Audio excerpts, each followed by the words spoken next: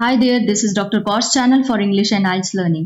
Guys, आज एक announcement हुई है जो कि इंडिया के रिलेटेड है. This is very important announcement by British council. उसने अनाउंस किया है कि इंडिया में 25 ऑफ जुलाई के बाद से 25 ऑफ जुलाई 2021 के बाद से British Council will be not taking any IELTS exam. Only the conducting body कौन होगी? आईडीपी होगी. ठीक है.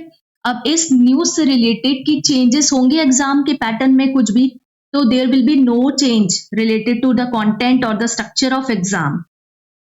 नेक्स्ट बात है कि अगर आपने ऑलरेडी अपना एग्जाम दिया है तब उस केस में क्या होगा, तो there will be no impact on your exam results.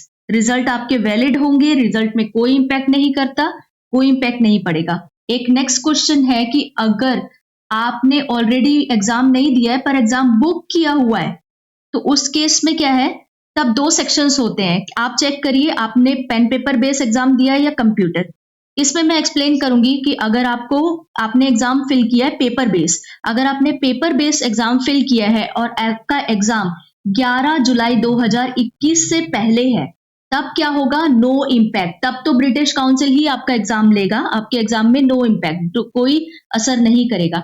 पर आपने अपना एग्जाम अगर 11 के बाद फिल किया है, ओके, अगर आपने बुक्ड ब्रिटिश काउंसिल आफ्टर 11 के बाद एग्जाम फिल किया है, तो क्या हो सकता है, आपका डेट तो वही रहेगी. जैसे आपने 12, 13, 14 को फिल किया है तो आपकी डेट तो वही रहेगी एज इट इज. ऑल दो पर क्या चेंजेस होंगे कि कंडक्टिंग बॉडी आपकी आईडीपी हो जाएगी. उसके रिगार्डिंग 7 जुलाई के बाद आईडीपी आपको खुद मेल से कांटेक्ट करेगी और आपको न्यू आईडी पासवर्ड देगी. ठीक है, तो घबराने की कोई बात नहीं है. अगर आपने ब्रिटिश काउंसिल से एग्जाम भरा है पर आपकी एग्जाम डेट 11 के बाद है, तो वो एग्जाम लेगी आईडीपी.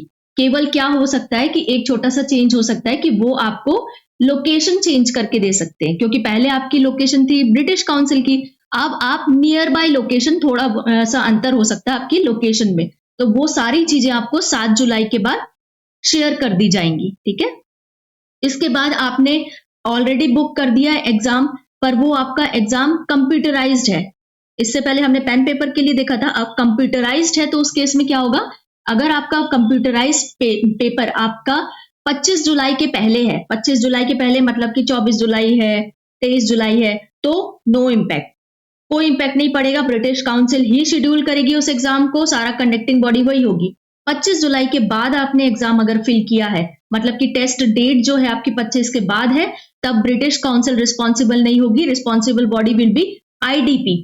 आईडीपी आपका थोड़ा सा लोकेशन चेंज कर सकती है और ये आपको आईडीपी आपको खुद इन्फॉर्म करेगी वाया मेल और किसी तरीके से आपको खुद इन्फॉर्म करेगी कि क्या अलग लॉगिन आईडी आपकी जो चेंज हुई है, क्योंकि पहले लॉगिन आईडी आपकी ब्रिटिश काउंसिल की थी, अब लॉगिन आईडी आपकी आईडीपी की है. तो ये सारा 7 जुलाई को आपको कांटेक्ट किया जाएगा. तो आज की गाइस इंफॉर्मेशन है जो कि रिलेटेड है आपका, कि इंडिया में अब से ब्रिटिश काउंसिल एग्जाम नहीं लेगा, ओनली सिंगल बॉडी होगी जो कि आईडीपी है.